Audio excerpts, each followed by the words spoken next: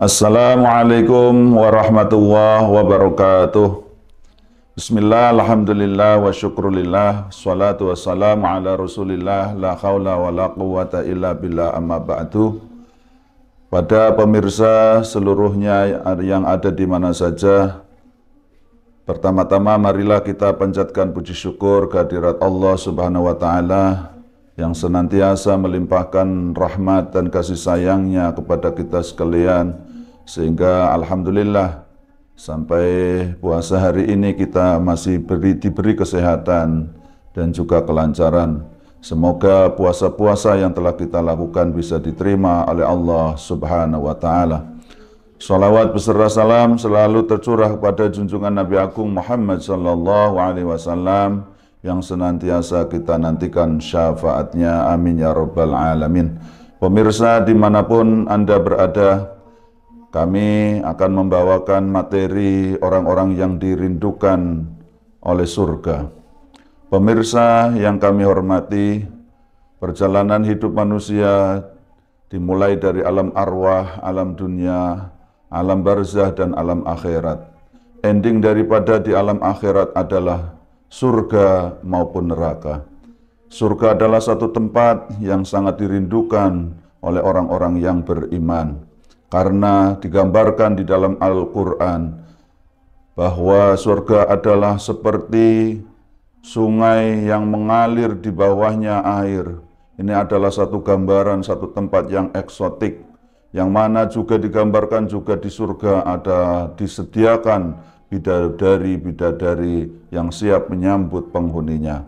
Pemirsa yang kami hormati, surga yang sedemikian indahnya digambarkan oleh Al-Quran maupun oleh Al-Hadis ini sangat merindukan kepada 4 golongan.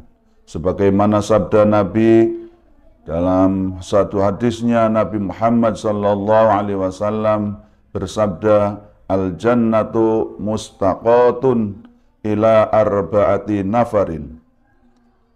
Yang pertama adalah talil Quran, yang kedua adalah hafidul lisan, yang ketiga adalah mut'imul ji'an, yang keempat adalah shaimur Ramadan. Pemirsa yang kami hormati, bahwa surga sangat-sangat merindukan kepada 4 golongan ini. Yang pertama adalah talil Quran, para pembaca Al-Quran. Kita tahu bahwa Al-Quran diturunkan di bulan suci Ramadan, maka sebaiknya kita sebagai seorang mukmin, seorang muslim, untuk selalu dan rajin membaca Al-Quran. Kalau bisa, kita sebagai seorang muslim selama bulan suci Ramadan ini bisa mengkhatamkan Al-Quran. Karena kata Nabi, afdolu ibadati ummati qiraatul Quran bin nadri, sebaik-baik ibadah daripada umatku adalah membaca Al-Quran. Ini diperuntukkan bagi umatnya Nabi Muhammad yang bisa membaca Al-Quran. Kalau umat Nabi Muhammad itu belum bisa membaca Al-Quran, maka tidak ada alasan lain juga untuk tetap membaca Al-Quran, yaitu dengan memperbanyak membaca surat Ikhlas atau Qul huwallahu ahad, Allahus samad, lam yalid wa lam yulad wa lam yakul lahu kufuwan ahad. Karena kata Nabi, orang yang membaca Al-Quran, membaca surat Al-Ikhlas satu saja, itu pahalanya sama dengan orang yang membaca 10 juz Al-Quran. Maka kalau 3 kali kita membaca suratul Ikhlas, membaca Qul huwallahu ahad, sama saja dengan mengkhatamkan Al-Quran satu geluntung. Oleh karenanya, tidak ada alasan bagi kita untuk tidak membaca Al-Quran di bulan suci Ramadan. Karena dulu Nabi selalu ketika bulan suci Ramadan ini selalu bertadarus membaca Al-Quran bersama dengan malaikat Jibril. Dari hal itu, maka di tahun ini, di puasa tahun ini, kita perlu meningkatkan di dalam membaca Al-Quran, supaya kita harapannya adalah dirindukan oleh surga. Yang kedua, pemirsa yang dirahmati oleh Allah, orang yang dirindukan oleh Al-Quran adalah hafidhul lisan, orang yang menjaga lisannya. Di bulan suci Ramadan ini bukan hanya kita diharuskan untuk menahan lapar, menahan haus, menjaga kita dari makan maupun minum, tetapi kita juga diharuskan untuk menjaga lisan kita. Jangan sampai kita terjebak untuk selalu melakukan perbuatan-perbuatan yang tercela, yang dengan menggunakan alat lisan, yaitu ghibah, ataupun marah-marah kepada tetangga, kepada saudara, kepada orang lain. Ini harus kita jaga sepenuhnya, karena kalau kita mau menjaga lisan, maka kita sangat dirindukan oleh surga. Pemirsa yang kami hormati, kemudian orang yang dirindukan oleh surga yang ketiga adalah mut'imul ji'an, orang yang memberi makanan kepada orang yang kelaparan, orang yang membutuhkan.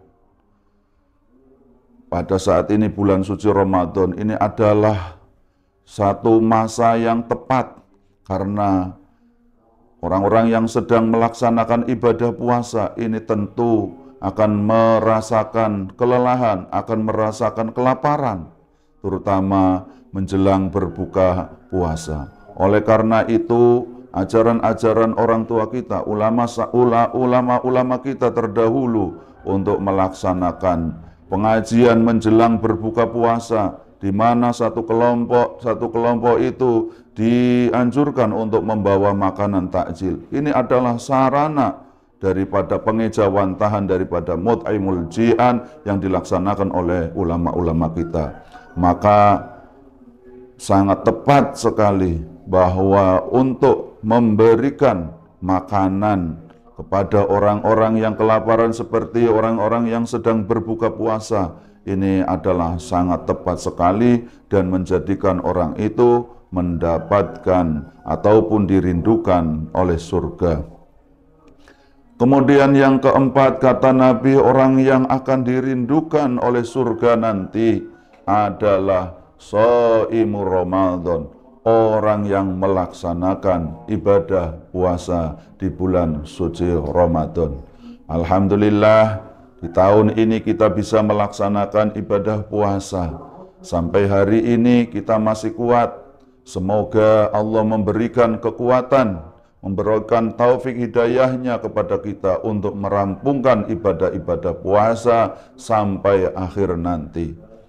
Dan di dalam berpuasa, kalau ingin dirindukan oleh surga adalah syaratnya imanan wahtisaban. Karena kata Nabi, man shoma Ramadana imanan wahtisaban ghufira ma taqaddama min dzambi. Barang siapa yang berpuasa, melaksanakan ibadah puasa karena didasari keimanan, keikhlasan, wahtisaban dan mencari pahala, maka balasannya tidak ada lain adalah orang tersebut dihapuskan dosa-dosanya. Artinya bahwa orang itu bersih, tidak punya dosa, sehingga orang yang bersih tidak punya dosa jelas akan dirindukan oleh surga. Pemirsa yang kami hormati, maka marilah kita selalu yang pertama adalah membaca Al-Quran. Di bulan-bulan yang suci ini, kita perbanyak membaca Al-Quran. Yang kedua adalah dengan menjaga lisan kita, jangan sampai kita melakukan ghibah, jangan sampai melakukan namimah dan yang lain sebagainya yang diharamkan oleh Allah. Kemudian yang ketiga, kita harus mau mengulurkan sedekah, harus mau menyisihkan rezeki kita untuk melakukan, untuk mengeluarkan sebagian rezeki kita diberikan kepada orang-orang yang sedang berpuasa. Entah itu apa bentuknya, bentuk takjilan, ada kolak, ada gorengan, ada makanan, dan lain sebagainya. Kita berikan kepada majelis-majelis taklim, tradisi daripada Nahdlatul Ulama, di musola maupun di masjid menjelang berbuka puasa itu diadakan pengajian-pengajian yang sekaligus melaksanakan takjilan. Itu adalah sarana yang tepat bagi kita untuk mengejawantakan mut'imul ji'an. Dan yang terakhir sekali lagi para pemirsa, marilah kita melaksanakan ibadah puasa ini dengan khusyuk, dengan ikhlas, sehingga kita betul-betul menjadi orang yang selamat dunia, selamat akhirat. Demikian pemirsa yang bisa saya sampaikan, semoga bermanfaat. Wallahul muwafiq ila aqwamit thoriq. Wassalamualaikum warahmatullahi wabarakatuh.